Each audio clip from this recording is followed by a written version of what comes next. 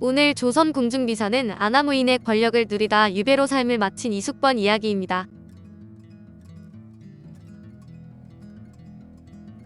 이숙번은 태종 이방원의 측근으로 이방원을 왕위에 올린 핵심 인물 중 한 명인데 여말선 초사극에서 갑주를 입고 등장하는 경우가 많아 무관이라 생각하는 사람이 많지만 조선 최초의 문과 급제자입니다. 1373년 아버지 이경과 어머니 영양남씨, 남휘주의 딸 사이에 두 아들 중 장남으로 태어났는데 동생으로 이중번이 있었습니다.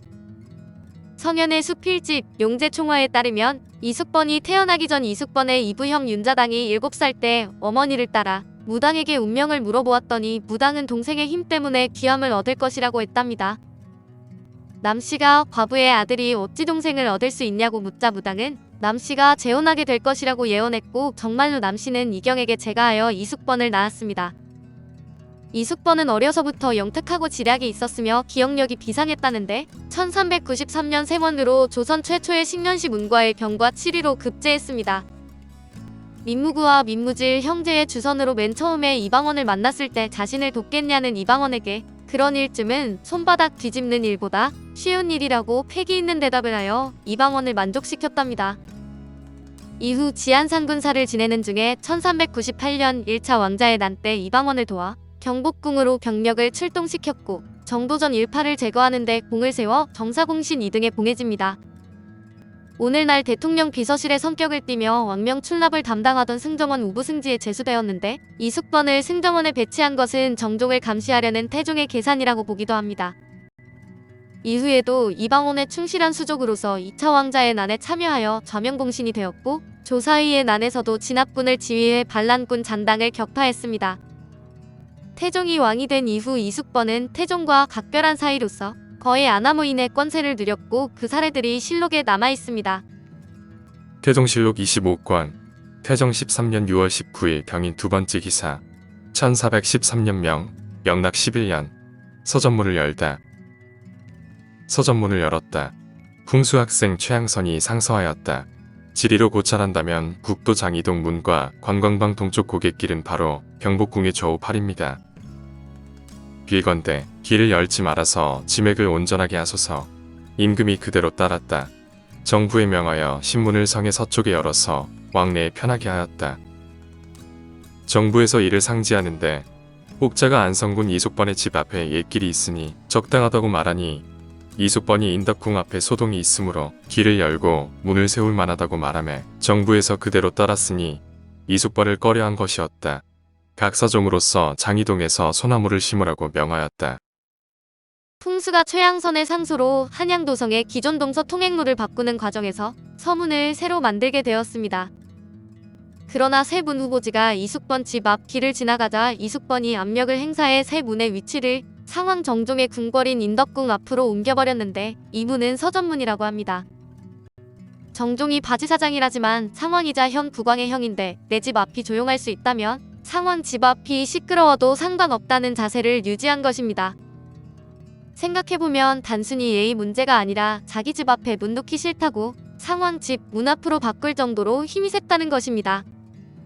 결국 이숙번 추방 이후 세종 4년인 1422년에 진행된 새 도성공사에서 서전문은 없어지고 이숙번의 옛 집길 앞으로 새 돈이문이 세워졌습니다.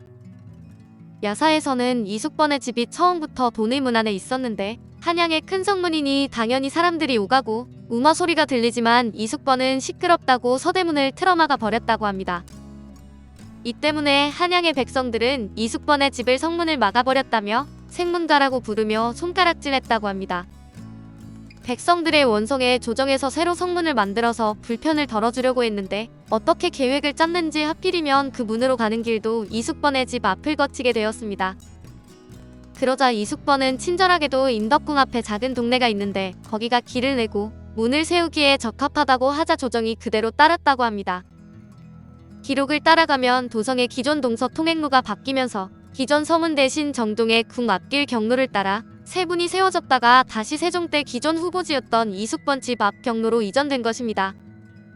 그런데 태조 때와 세종 때의 서문의 이름이 똑같고 새 돈이문이 이숙번의 옛 집 앞 길을 따라 지어졌기 때문에 원래부터 돈이문이 이숙번의 집 앞에 있었던 것처럼 되어 문을 막아버린 장본인으로 와전된 것입니다.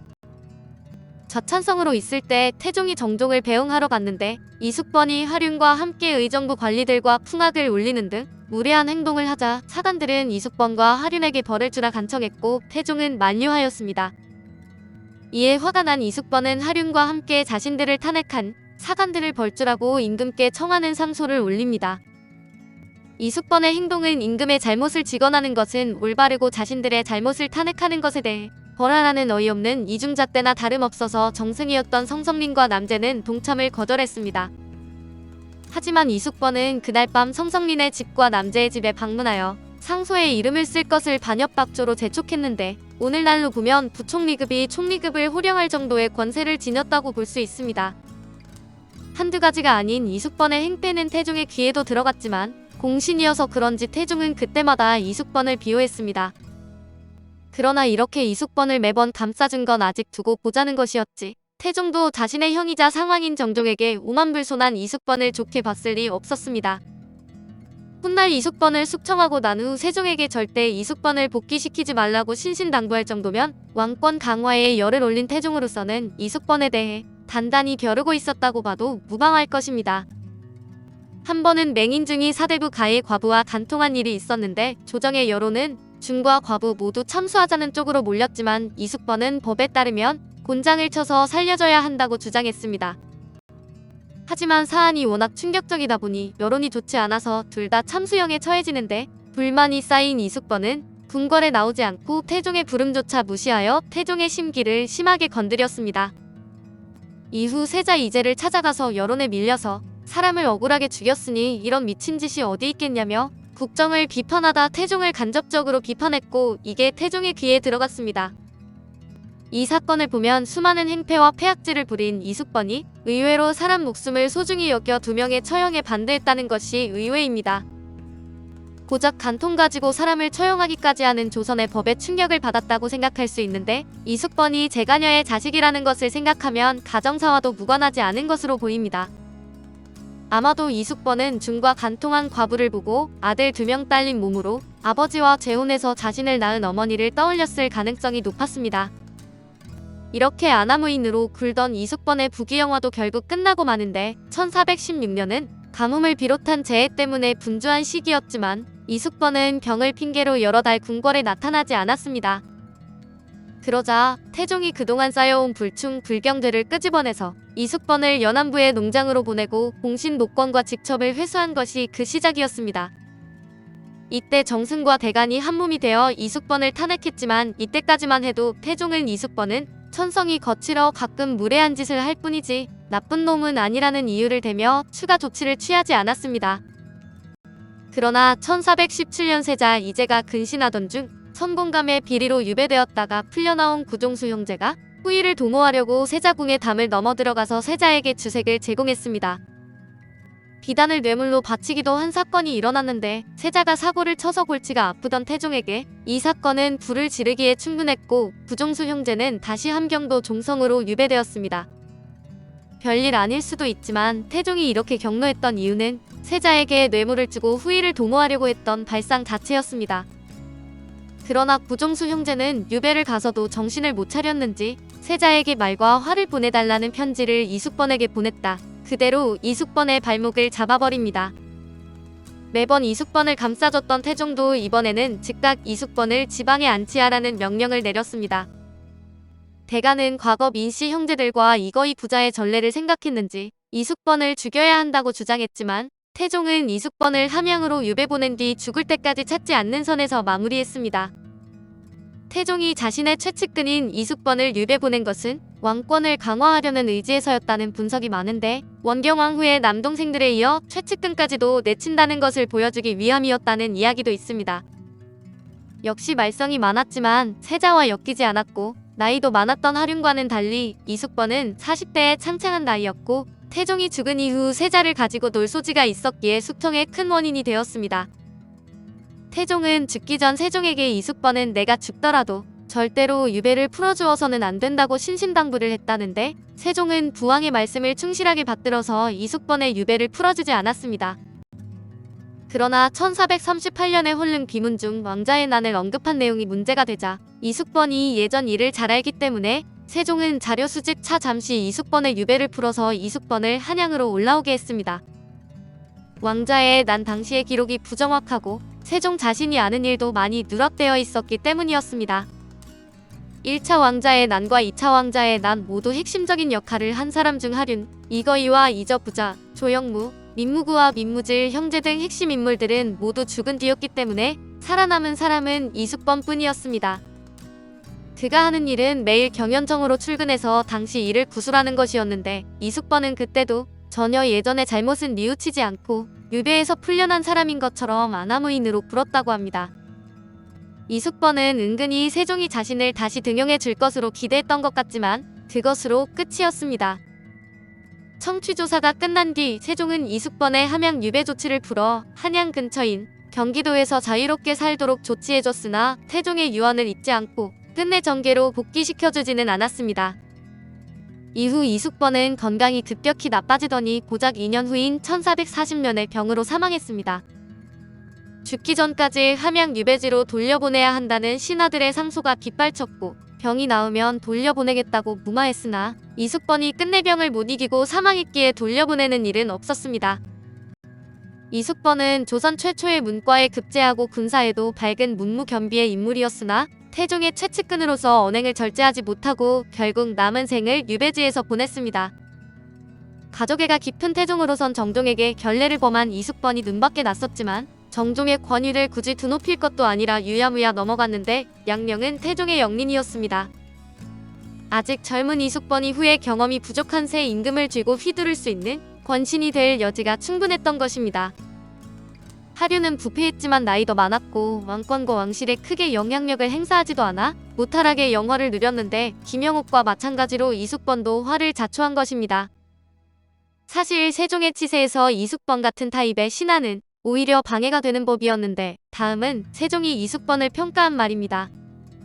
세종실록 83권 세종 20년 12월 7일 정사 첫 번째 기사 1438년명 정통 3년 김돈을 불러 이숙번을 경회에 종편시키거나 경기로 양해하는 문제를 양의정과 의논하라고 명하다. 숙번이 광패하고 거친 성격의 상감의 총애를 믿는 마음이 있어서 교만하고 방자하고 무례하여 선왕의 노여움을 산 것이지 불충한 뜻이 있었던 것은 아니었다. 태종께서 태상왕이 되어서 황희 등을 용서하실 때에도 말씀하시기를 숙번의 공이 매우 크다. 내가 다시 등용하고자 하나. 그러나 그 죄가 큰 까닭으로 실행하지 못하겠다 하시었다. 옛사람이 이르기를 공과 죄가 서로 비긴다. 비록 그 죄가 있더라도 공으로 덮어준다 하였다. 한나라 양온이 재상의 아들로 교만하고 방자하고 무도하여서 원망하는 말이 있게 되자 죽이기에 이르렀는데 오늘날로서 이것을 본다면 양온의 죽음이 진실로 옳은 것이나 선유들은 죽이는 것이 지나치다고 말하였다. 그러나 태종께서 이미 등용하시지 아니하신 것을 내가 어찌 다시 등용할 마음이 있겠는가. 그런데 세종은 하륜에 대해서는 이숙번에 비해 평가를 매우 짜게 주었는데 하륜의 말년을 보면 늙어서 판단력이 떨어졌는지 말실수를 여러 번 해서 태종에게서 경고를 여러 번 받았고 탐욕이 매우 컸습니다. 세종은 전성기에 하륜은 본 적 없고 이런 삽질 플러스 탐욕꾼 모습의 하륜밖에 모르기에 세종이 느끼는 인상에서는 평가가 박해진 것인지도 모릅니다. 이숙번의 아내는 서원부부인 청주 정씨인데 이숙번의 자식들과 자손들에 대한 기록이 없어서 그의 후손들이 어떤 삶을 살았는지는 알 수 없습니다. 흑역사가 있는데 이숙번이 당시 15세 되는 소비라는 이름의 연호비와 간통하려 하자 소비가 이를 거부하다 이숙번의 이마를 칼로 찌른 일이 있었습니다. 같이 보고된 다른 사건에 대해서는 의견이 분분했던 황희, 맹사성, 허조 등의 관료들은 이 사건에 대해서만은 만장일치로 소비의 죄를 용서할 수 있는 것이라고 했습니다. 간통이란 이유는 소비가 노비 남편이 있는 유부녀였기 때문으로 죄를 용서할 수 있다는 이유도 노비지만 남편이 있는 여자가 정절을 지키려고 상전 이숙번에게 저항하다가 일어난 것으로 보았기 때문입니다. 결국 소비는 무죄로 방면되고 이숙번에게 부부가 해코지를 당할 것을 우려하여 다른 관료의 산호비로 보내졌다고 전해집니다. 묘는 옛 안산군의 영역인 경기도 시흥시 산현동에 있는데 이곳에서 2km 남쪽에는 성종의 서녀인 정수공주의 묘가 있습니다. 오늘 조선 궁중비사는 아나무인의 권력을 누리다 유배로 삶을 마친 이숙번이었습니다.